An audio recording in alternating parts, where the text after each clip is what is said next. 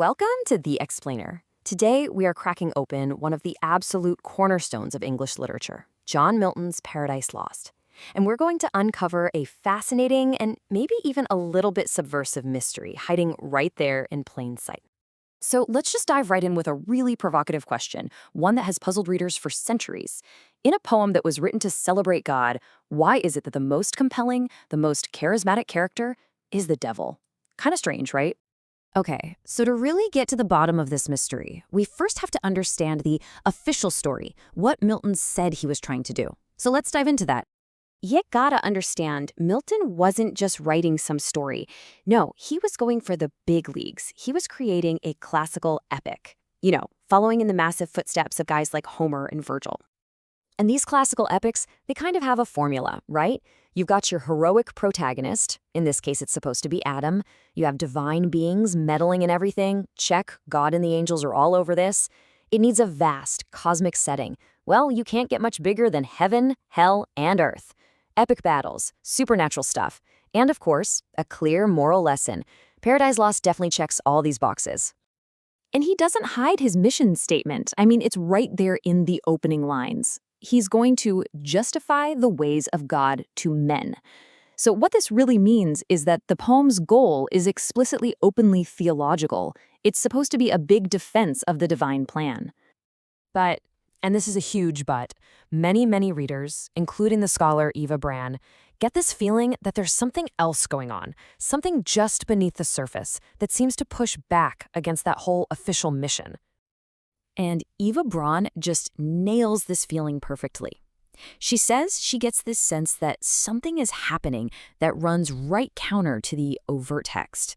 It's like there's this secret opposite meaning woven into the fabric of the poem, creating this incredible tension right at its very core. And here, we get to the absolute heart of the mystery. You see, Milton the theologian, the guy with the official mission, he tells us who's good and who's evil. But Milton the poet, he shows us something way more complicated, something so much more captivating, through his incredible descriptions and characters.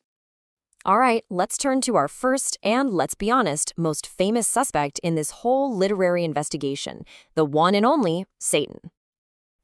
Just look at this contrast. It is absolutely stark. On the one hand, Milton is calling him every bad name he can think of, the evil one, archfiend, the infernal serpent. But then, when you actually look at what Satan does and what he says, you get this picture of a charismatic, defiant revolutionary, a leader with an unconquerable will. Just listen to these words. The mind is its own place and in itself can make a heaven of hell, a hell of heaven.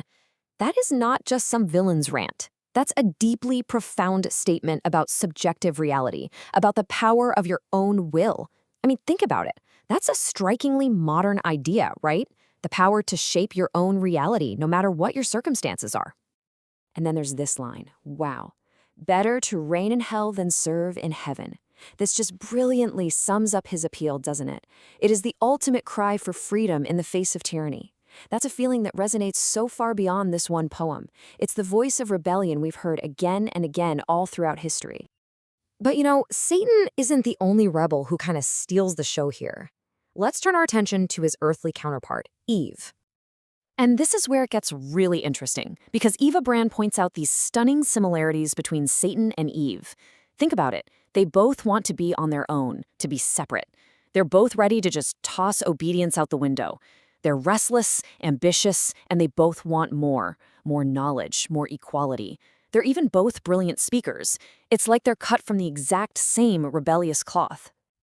So you could actually look at Eve, not as the source of all sin, but as the mother of modernity. Seriously. She's the very first character in this story to embody these traits that basically define our world today. Individualism, that thirst for liberation, and a real hunger for experience. And check out her internal monologue here. Her reason for wanting the fruit. It's not just about being hungry. No, it's a cold, hard political calculation. She thinks it might make her more equal, maybe even superior. And then she asks this incredible question. For inferior, who is free? Basically, how can you ever truly be free if you're not equal? That feels like a question someone could be asking today, not hundreds of years ago. So who is she pushing back against?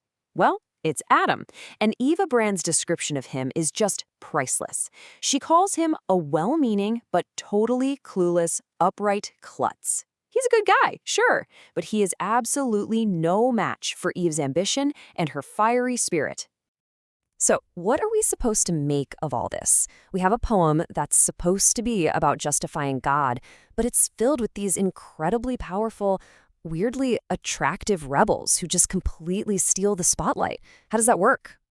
Well, the famous poet William Blake had a theory, maybe the most famous one. He said that Milton was a true poet and of the devil's party without knowing it.